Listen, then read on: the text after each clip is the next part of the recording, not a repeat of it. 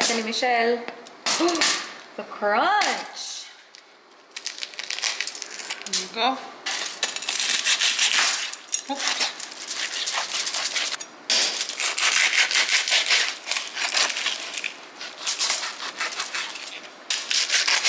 Hi guys, this is Rich and welcome back to my channel. And today guys is magmumukbang tayo plus Q&A. So, eto gawa to siya ni Michelle guys, lechon belly. So you can see sobrang sarap. Tapos ito yung sauce natin. Kain muna tayo and then answer tayo ng questions after. Ikaw una din. Right. Oh my god, ang sarap dito.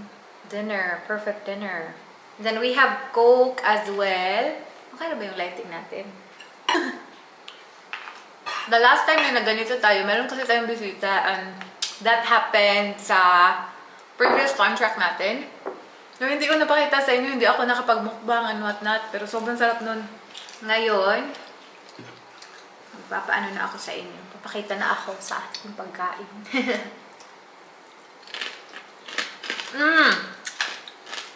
God. I'm actually juicy. Like, kakaluto lang talaga nito. Very fresh. Juices and onion under. Ano ani ah? Pwede mo nang Spoon. Ako na. Very crunchy yung ating balat.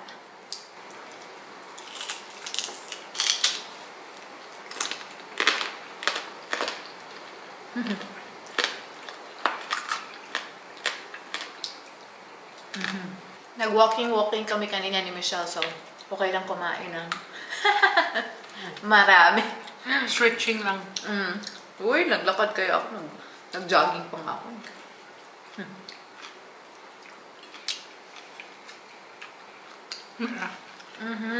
Sarap. Ang sarap din kasi ng sauce. May kabalik lalo sa likod. At sa gilid pala. Yung last kain namin ni Michelle is ano pa. Parang brunch na naman yun din. Wait muna. Before tayo mag-Q&A, kain muna ako ah. Hunat sa gilid. Hunat.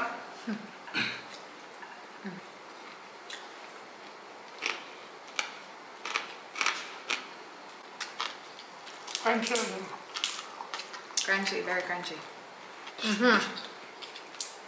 Sige, mag-start na tayo sa first question, guys. Don't talk when your mouth is full, pero stop kumain. First question is from Maricon. Question niya is, Hi Rich and Michelle, for good na ba kayo dyan sa Australia? Alam nyo guys, we'll never know. Hindi talaga natin alam. Pero I am planning to settle here in Australia. I think nasabi ko na yan sa inyo before. Meron na akong vlog regarding that. Pero si Michelle, I'm not gonna answer on behalf of her kasi may mga plano yan siya na hindi naman dapat malaman ng madlang people. But yeah. Go to Dubai and then go to the States. Ayan. Nagsabi na siya ng plano niya. Everywhere. Yan. Gusto niya kasi mag-travel. Travel around the world. Retire in New Zealand, probably. Who knows? Ayan, nag-answer na siya guys. Pero ayaw niya kasi gusto mo main. No, ayaw na ko ipakita. Ayaw niya kasi magpakita. But are you? What do you mean, are you? Going to stay in Australia? As of now, yes. I am really gonna settle here in Australia. And I'm on the process of really settling here in Australia. But, talking about settling forever, I'm not really sure. Hindi pa natin talaga alam. For a little while. Yeah, for a little while. Next question is from Cora Reyes. Saan mas maganda mag-travel nurse, sa New Zealand or sa Australia? Ang hirap nito, no? Feeling ko dapat involved si Michelle dito kasi madami na siyang opinion with regards to New Zealand, Australia. Kasi, of course, magkasama kami na travel namin together both countries. For me talaga, like, ang laki kasi ng Australia. Tas kami, nagta-travel nurse kami, we drive. So, sa mga drive namin, nako-compare namin yung mga nakikita namin sa gilid-gilid. Yung paligid, wala talagang tatalo sa New Zealand in terms of how scenic it is. Pero, in terms of salary and in terms of money nga, of course, mas malaki talaga ang sweldo ng Australia compared to New Zealand. And it's hard to compare both because travel nursing in New Zealand does not exist for public healthcare. It only exists for private healthcare. Oh, that's true. Kasi kami, naging travel nurse naman kami. Both of us are actually travel nurses in New Zealand, sa mga hindi nakakaalam. Nag-meet kami because of our work as travel nurses.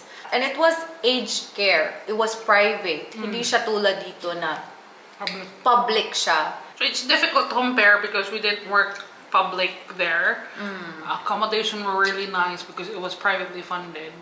Here, it's different. It's publicly funded, so Yeah. they get you the best deal that they can instead of They the don't best necessarily give you the best of the best. Travel nursing namin before sa New Zealand, sobrang gagara ng mga accommodation namin. As in, ang ganda na talaga. Anyway, next na question. Ang tagal natin dun na. Bakit? Elisa Batuon, 7312. Bakit pag kumakain ka, unang subo kanin lang? Wala kayo ni-rate. Actually, hindi ko na-notice yan until sinabi sa akin ni Michelle. Ganyan. And hindi ko talaga na yan napansin na sinusubo ko pala pagkain, I mean rice first before anything else. Na-shock din ako na, hala, ganyan pala ako. Ba't niya? I don't know. Wala siyang rason. Crispy Calma 4396. Bakit daw ako hindi bumibili ng car? Hindi talaga siya ideal na bibili ako ng car kasi si Michelle may car, alangan naman mag-separate kami ng car. And initially nga parang hindi ko nga gustong mag-car kasi parang napapagod ako sa drive. Gusto ko lang travel in terms of flying. Pero nung nag-car na si Michelle, na-realize ko na ang dami din palang benefit na may car. Pero hindi talaga ako bibili ng car as of now. Once I settle, then definitely bibili ako ng car. But now, no, hindi. Maria Barreso 2731. Hello, Rich. Why single ka pa din? Sure. Alam niyo naman, guys, yung No ginagawa one likes ko. her. Totoo yan. Yung ginagawa ko, guys, hindi pa talaga siya, hindi ka pa makakita ng forever sa pinagagawa ko ngayon. Diba? I'm just everywhere in Australia. Once I settle, maybe. Pero, you know, hindi natin masasabi talaga. Depende. Depende talaga kung ano yung gusto ni Lord. So far, mga matatanda pa lang na residents. By Evangeline Viray 5501. Ask ko lang, bakit yung strong friendship niyo sa New Zealand, yung group niyo, bakit nagkahiwalay kayo? Do you wanna answer, girl? We're in different places, different stages of our lives. Doesn't mean what, girl? doesn't mean like it didn't happen. It did happen. It doesn't mean it didn't happen. Like you're not friends anymore. You know, it's just you're in different stages of your lives and different priorities. Doesn't mean you don't care for each other if something happens or if there's big news. You know, it's still there in the background. It's just not as how it was. Yeah. Let's just leave it at that. You would still care if something, but yeah. Ang buwang mo answer. Yeah. Hindi ko kayang i-answer yan. From Balati YouTube 7464, and among all states you've been, ano ang pinaka nagustuhan mo? Same expectation versus reality ba yung state na nagustuhan mo? Sana masagot para makatulong sa pagpili namin ng state for application din. Oh, actually, yung napuntahan namin ni Michelle is New South Wales, South Australia, Victoria, Tasmania. I don't think kami yung tamang tao na magbigay sa inyo ng advice. But so far, Tasmania is like a small New Zealand. Maganda din yung weather niya. Hindi siya masyadong mainit kasi Australia is very hot. Sobrang init talaga. New South Wales naman. Pero they say it has the lowest pay for public nurses. Ah, yan. If you're a nurse, then yeah, maybe. Importante yun for you. Lowest nga yung salary sa kanila. Tapos, if permanent. Tapos, if ano naman, New South Wales naman, sobrang, initially kasi akala ko talaga niya, New South Wales parang very flat lang siya. Pero sobrang laki pa talaga ng New South Wales. Like where we are right now. Dito ko nakita yung mga mountains na sobrang gagandang tanawin. Akala ko talaga walang ganito sa New South Wales. Pero ang ganda ng views talaga. Papunta pa lang kami dito ni Michelle. Ang dami namin nakikita ng mga mountains. Tapos a lot of greeneries. Hindi ko ina-expect yan. The coastal area.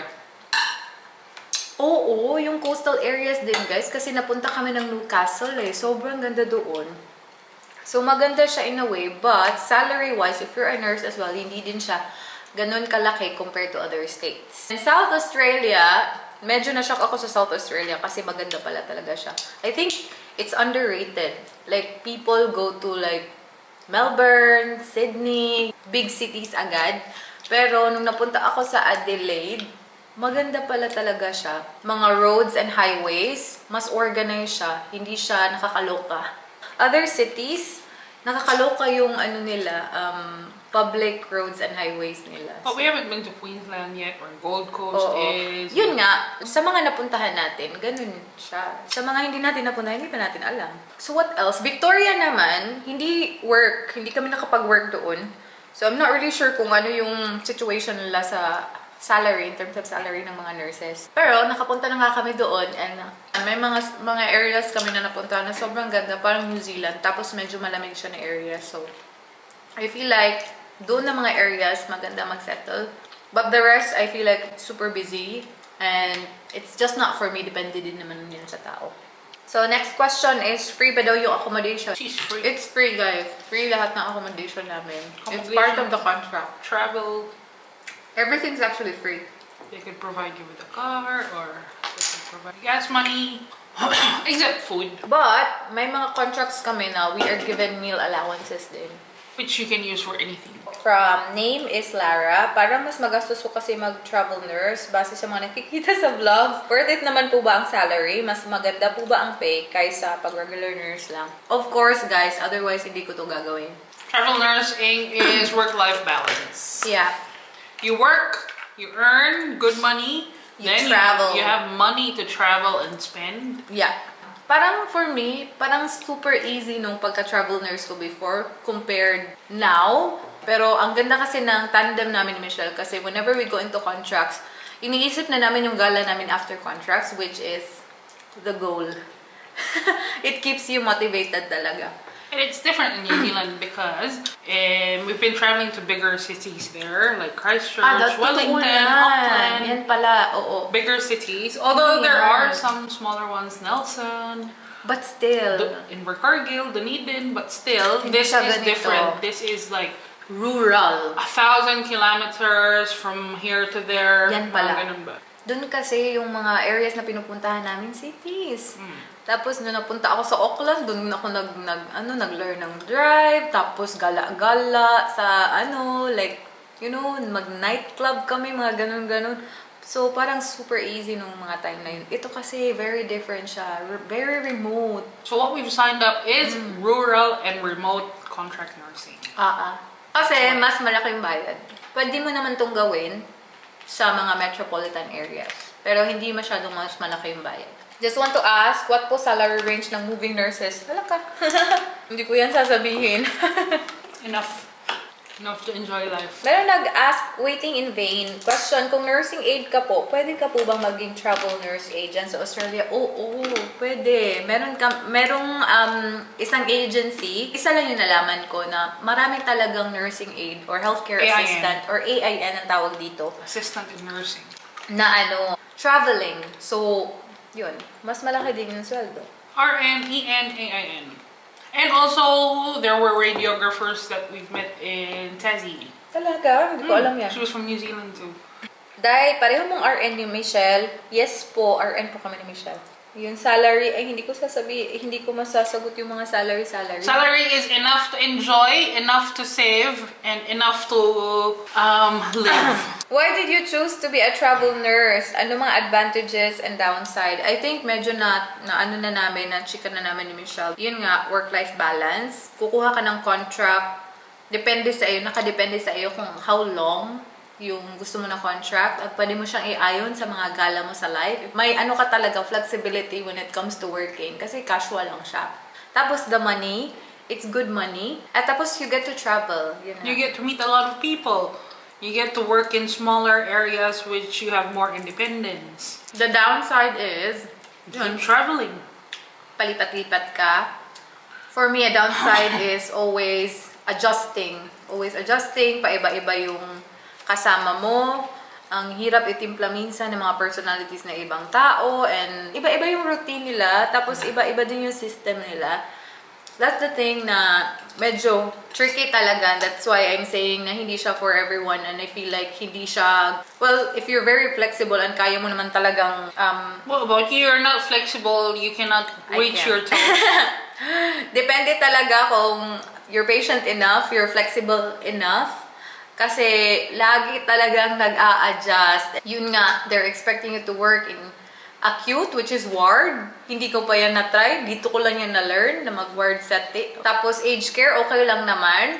Tapos ED. So yun, marami kang nale-learn dito talaga. And Australia is different din sa health system ng New Zealand. So talagang nangapa kami ni Michelle from the very beginning. And may mga facilities talaga na sobrang nangangapa din kami sa mga system. Kasi minsan hindi masyadong maganda yung orientation and hindi talaga in-explain ng mabuti. They just expect you to know. Other downside is accommodation. Kasi sa first talaga na accommodation, na-contract namin ni Michelle, naiyak talaga ako sa accommodation because it's just too creepy. Nakakatakot talaga siya. Tapos meron pang mga stories na sasabihin sa'yo kung ano nangyari doon sa facility na yun or sa accommodation na yun. So parang nakakatakot talaga yun. What's the other downside? No work, no pay. Yun din. No work, no pay. So kung gusto nyo pera-pera lang, pwede talaga ilang months kayong magtrabaho lang nang magtrabaho. And the banks do not understand that. Ha? The banks do not understand that. Yan din. You have to explain your job so much. Nag-apply ako ng credit card, hindi nila maintindihan yung job ko. Hindi talaga maintindihan. Nakakapagod na talaga to the point na ayoko nang mag-apply. Like they see that money is coming in, But they don't understand your job. because it's coming from different. To think na it's very common here, pero hindi pa rin nila maintindihan. Oh my God, lubat na ako. Paano to? Any regrets na iniwan nyo yung work nyo, yung dati yung work? Wala naman, guys. May rason talaga kung bakit kami ni Michelle, nag-resign. Pero after we decided na mag-resign na kami, ako set na kasi yung mind ko na magtra-travel nurse talaga ako. So, it was very challenging at first, especially sa first contract namin. Pero in the long run, You learned a lot from Waikato. Like, totoo, ang that's dami where kong you develop na-learn. Grabe. most of it. As And then you in, get to apply it here, and you get to teach other people about it too. that's true. Kasi coming from a very big hospital talaga, pag pumunta ka sa rural, madami talagang skills na hindi nila alam na very easy lang para sa amin because we do that all the time. So yun, walang regrets. Ang dami kong na-learn doon talaga. No regrets. If si Michelle wala ng travel nurse, di pud ba ka? Actually, it's my idea to do travel nursing, guys. I feel like if si Michelle hindi siya nag-travel nurse because Michelle doesn't have any plans and hindi ko siya mabasa at that time. And I'm gonna leave the house. Nakastay kaya siya sa house ko. Kung hindi siya sumama sa akin, I'm still gonna do travel nursing.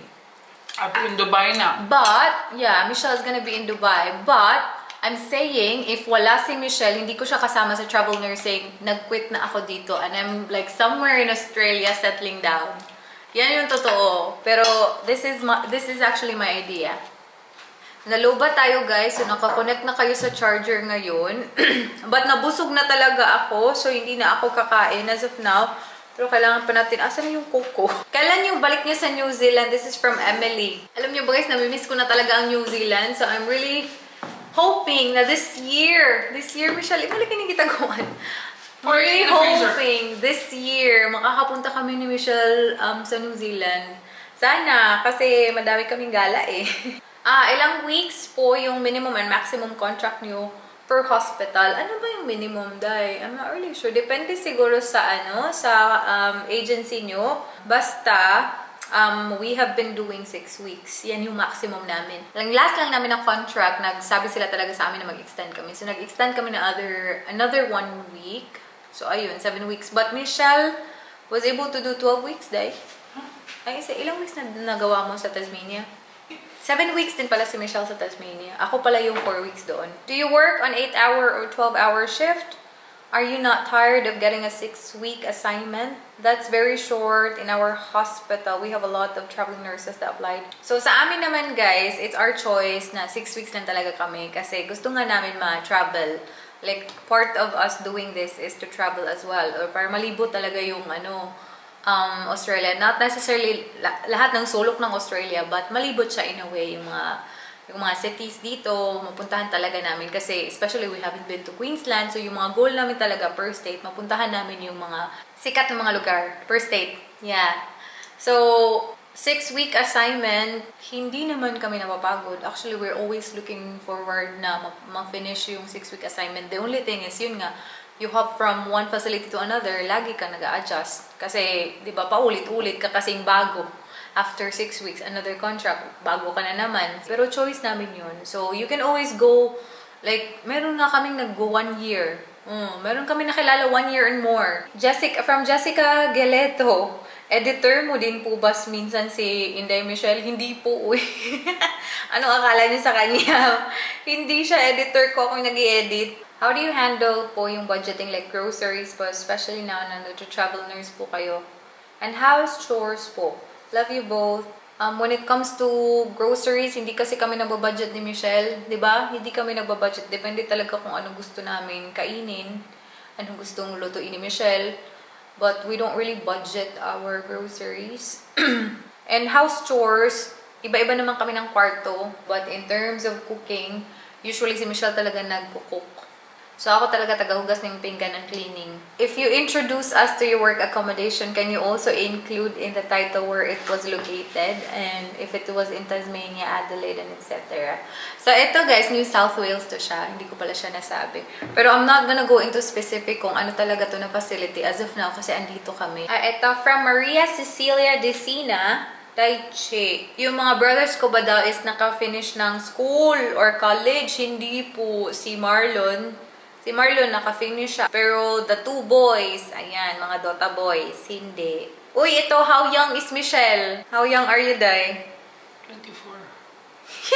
Liar.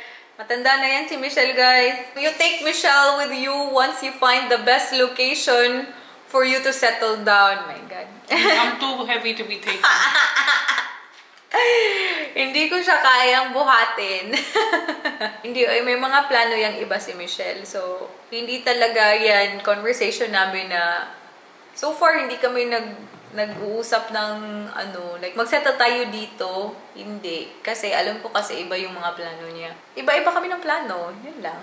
So, that's it guys. Mostly sa mga question natin ngayon is about my work. So, dito ko nalaman na marami parang curious sa ginagawa ko. Kasi one time kasi may sinabi talaga, ano ba yan? Nakakalito naman, paiba-iba ng work.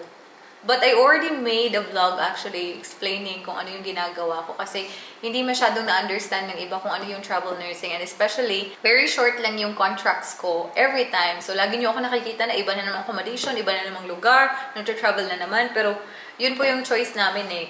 Mayroon din nagsabi na the reason why ganun lang kaikli yung contract namin because we are likely not doing a good job. May nabasa din ako niyan, but that's not how it is, guys. Kung alam nyo lang, hindi talaga kami lazy ni Michelle. So, ayun, we're actually very good workers. I can say that. So, ayun, that's it. That's our Q&A, guys. And meron pa tayong naiwan na pagkain. This is gonna be for tomorrow. Ang sarap nito. Wala pa akong nainom. So, salamat talaga sa mga nag-ask ng questions. Kasi very recent ko lang na-upload yung vlog na yun. And then, marami tayong nakuha ng mga questions. So, thank you guys. And hopefully makapag Q&A tayo ulit. See ya!